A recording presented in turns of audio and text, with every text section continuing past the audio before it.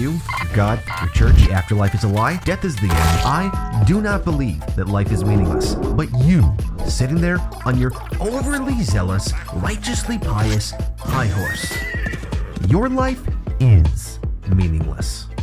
Guess I'll have to bring out the torture dildo. The what?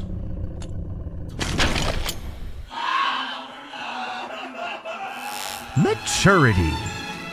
What exactly makes an anime mature? Is it perhaps violence? Probably not. Okay, let's take it a step further. What about blood and gore? Okay, this is an... You know what? This is actually probably less. There it is! No, by the way. The answer is no. Does not make it mature. Cursing? Hey, fucking cowboy, fucking cowgirl, how the fuck are you doing? Are you kids on your... Let's switch things up a bit. How about themes? Mature themes, like death. People die if they are killed. That's pretty insightful, Shiro. I know, right? If you're fucking retarded. Okay, I want to say yes, but obviously also no. Themes alone do not make something mature, but it is instead how those themes are handled. Death, the meaning of life, religion, even conflict, violence, resolution. What makes all of those themes actually mature, actually appeal to adults, is that they're handled with care, with nuance. Nuance. Nuance. Heil the nuance! Take Baki and Goku, for example. Why do they fight? It's not a trick question, by the way. To see who's stronger. Very simple. What about Michael Jackson in the Demon Slayers? Michael Jackson is evil. Demon Slayers are good. Entertaining? Yes. Nuance? No. Not mature. What about this?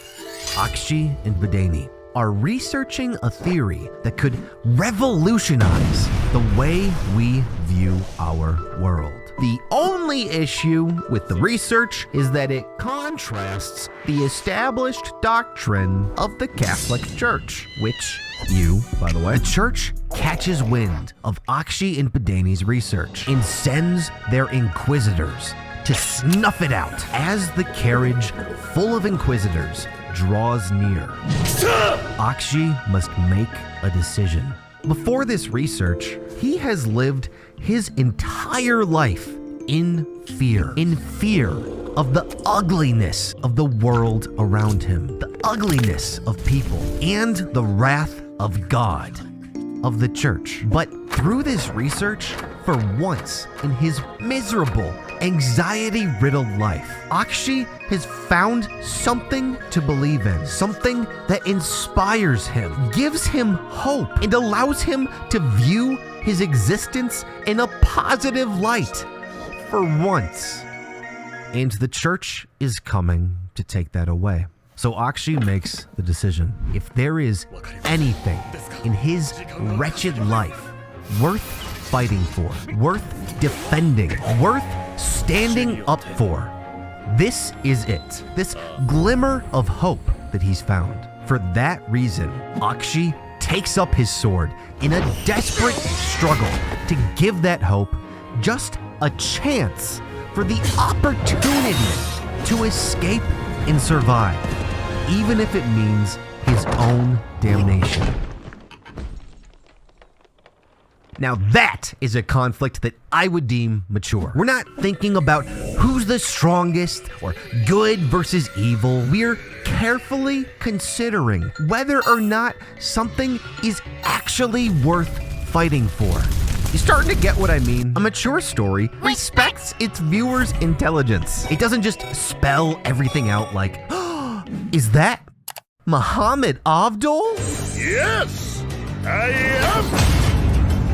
A mature anime begs you to think. And you're not thinking because the message is so goddamn convoluted, it is literally impossible to understand. No, but because of its moral complexities that make you actually consider differing points of view. so not politicians. Morally complex characters are a sign of maturity. You like them for some reasons, and you hate them for others. That is what's called giving your characters humanity. MILFs. MILFs. MILFs are mature. Just look at that. Now that is mature. I love her, Mom. Ha, more like, I love her grandma. The fuck are we talking about? Mayhap, perchance, you've seen something like this.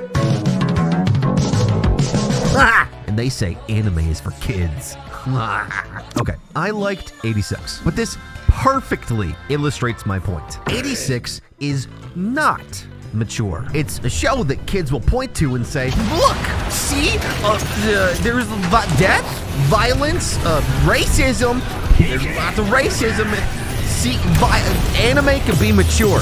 It is not for kids. Yes, there is violence. Yes, there are mature themes. But 86 doesn't treat those themes with nuance. It does not respect your intelligence. They like spoon feed it to you, like racism bad, huh?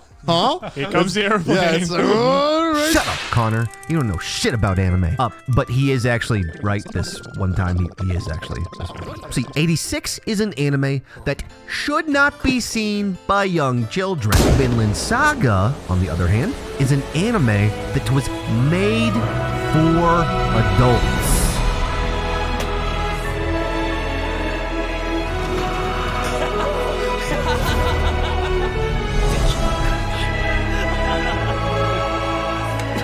Thorfinn is such a weakling. I just want more action, not this snooze fest. The f is this anime turned into? Ain't no way I'm watching Lifetime